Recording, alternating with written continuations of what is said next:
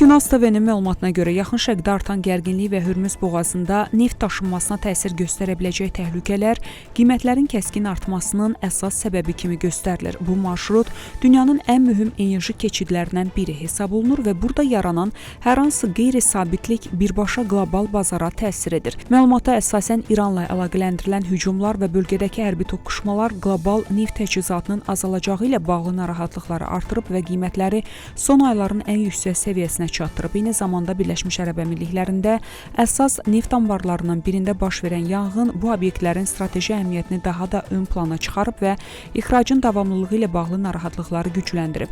Toqquşmaların davam etməsi və Hürmüz boğazında təhlükəsizliyin zəifləməsi qlobal enerji bazarında daha ciddi qeyri-sabitliyə səbəb ola bilər və neft qiymətlərinin daha da artacağı ehtimal olunur. Bu vəziyyət həmçinin dünya iqtisadiyyatına ağır təzyiq göstərə bilər. Bununla yanaşı İranla ABŞ arasında kövrək atəşkəsin dağılma həddinə çatdığı və gərginliyin daha geniş böhrana çevrilə biləcəyi bildirilir.